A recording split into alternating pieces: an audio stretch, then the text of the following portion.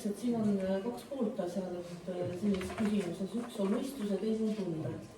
Et tunnetuse poolest kõik siin viibijad tahaksid olla muugalased ja tahaksid olla Tallinna koosseisus.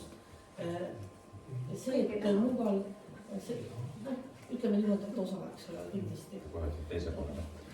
Aga osa, ütleme see, et ei ole ühist piiri, see iseenesest ei ole takistuseks, sest et Eestis on linn Kohtla-Järve, mille ühelgi linnaosal ei ole ühist piiri teise Kohtla-Järve linnaosaga, ja mis koosneb ka osadest. Aga küsimus on selles, et objektiivselt ja rahalises vaates linnaosa moodustamine Muugale raha juurde ei anna, pigem viib seda raha ära, viib seda raha administreerimiseks ja tekitab täiendavat halduskoormust. Ja selle poolest rahalisest vaatest oleks mõistlik jätkata asumine ja Ailar küll ei tahtnud seda sõna välja öelda, aga nemad tahaksid kangesti määrata Muugale lihtsalt ühe külavanema. Ja et sellest Keskerakonna arvates ilmselt piisaks. Adi linnapea oleks ta nimi. See ei ole minu mõte kusjuures. See tuli siit kogukonnaga suheldes. Et selles mõttes on selge, et Muugal on mitu erinevat, või maadus on mitu erinevat asumit ja kõiki neid tuleb käsitleda erinevalt. Ja tegelikult linnavalitsus on selleks suhteline võimeline kogemuse baasilt, kui kas arengukava vaadata, siis tegelikult käsitletaksegi erinevaid asumeid erinevalt. Et see ei ole midagi sellist üleelu suurust. Aga Ruslan tahab ka öelda kindlasti midagi.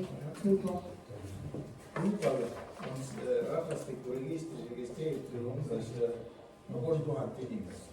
2,5 kuni 3000. Tegelikult elab siin 6-7 tuhat inimest. Siin on probleem, on vaja suurendada alise elukohana registreeritud Muuga elanikke. Siit see kõike tulebki. Mida rohkem on registreeritud elanikke, seda rohkem on neil maksumaksjaid, seda rohkem on neil raha. Ja vaevalt, et on see objektiivne selline. Ma nüüd ei oska öelda, kui tõenäoline see protsentuaalne küsitlus, kus see tuleb, see 85%. Ma olen praktik, ma olen siin müünud üle 500 kinnistu. Ja 95% inimestest on Lasnamäes. Kõige huvitav on see, et 95% inimestest on Lasnamäes. Ja seal elavad sugulased, vanemad, seal käivad koolis lapsed, seal saavad toetusi ja sellepärast võib olla nii suur protsent. Aga mida rohkem me nüüd rajame siia sotsiaalobjekte, seda rohkem maksumaksjaid tuleb siia. Ja kui vahendades müües mingisuguse kinnistu või minu eestvedamisel tuues siia inimesi, eks ju, ma kohe soovitasin neid kohe registreerida siia Maardu linna, sest bürokraatiat on siin vähem kui linnas, Tallinnas. See puudutab ehitust ja miinus on veel ka see toetuste, sotsiaaltoetuste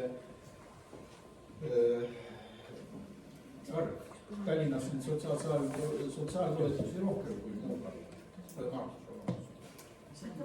See võib olla nüüd on määratud sellepärast, et inimesed rohkem vaatavad sinna Tallinna poole. Ma tooksin ühe aspekti, et kui me vaatame kas või kohaliku omavalitsuse valimiste vaates, siis üks koht Maardu linnavolikogus maksab umbes 300 häält, siia natukene. Ja Tallinna linnavolikogus maksab üks koht umbes 4-5 häält. Ja kui me selles vaates vaatame, kuidas on Muuga elanikul võimalik rohkem mõjutada kohalikku poliitikat, siis kahtlemata on see parem võimalus siis, kui Muuga kuulub Maardu koosseisu või ka Viimsi või Jäälähta või iganes, kui ta kuulub Tallinna koosseisu. Et Tallinnas muutub see Muuga elaniku hääl oluliselt väiksemaks, kui ta Maardus on. See on üks tähelepanu.